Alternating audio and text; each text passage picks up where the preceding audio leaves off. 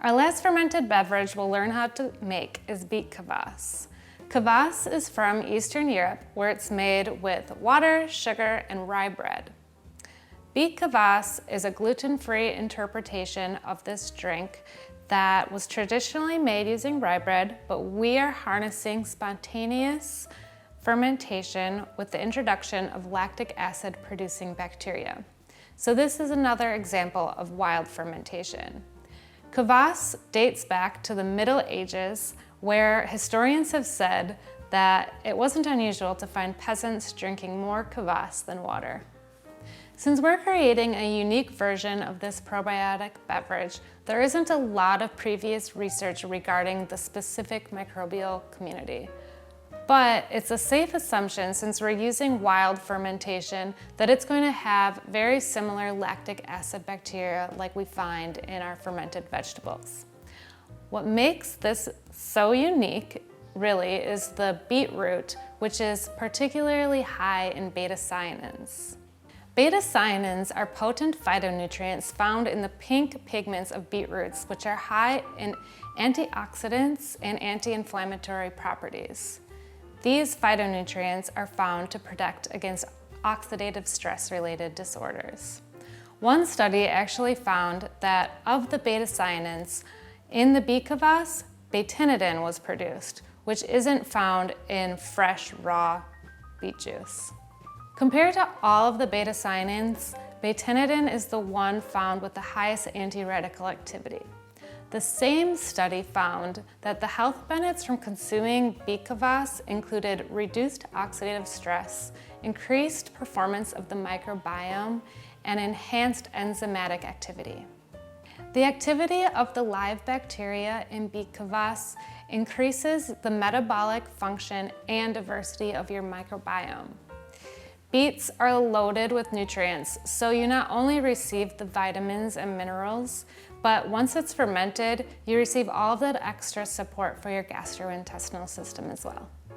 Okay, so to make Beet Kvass, what we're going to need is 1 teaspoon of fresh ginger, a teaspoon of organic cane sugar for bottling, 1 tablespoon of salt.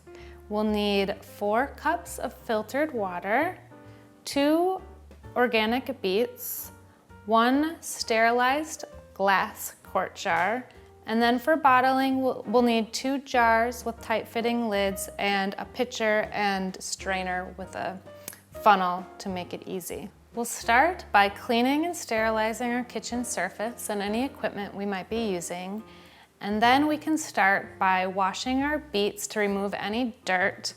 We will cut the beet into approximately 1/2-inch pieces, but go ahead and leave the skin on. We don't need to peel the beet first, because that's where all the good lactic acid bacteria is.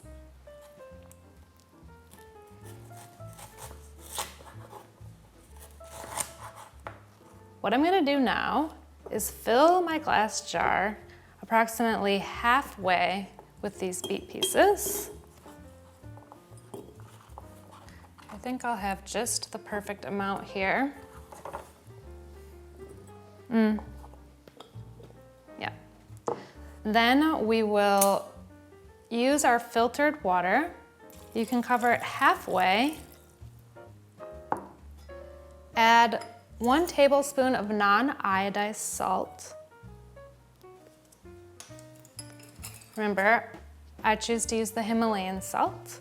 And then about a teaspoon of fresh ginger.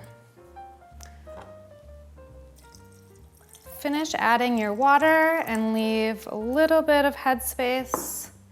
Now, Beet Kvass is not aerobic like kefir and kombucha, so we will add a tight-fitting lid.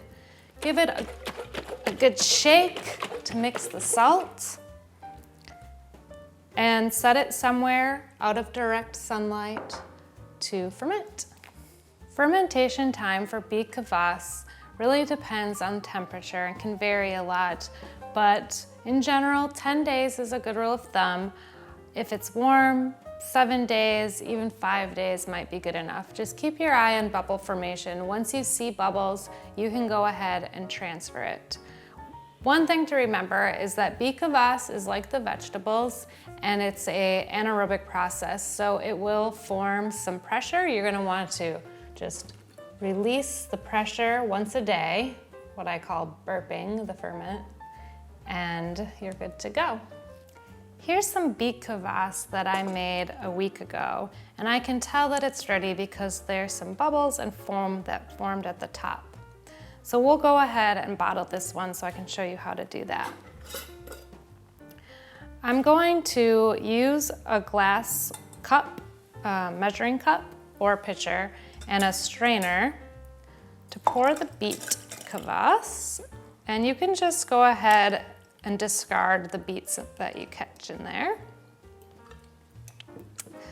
And then, careful not to stain your clothes.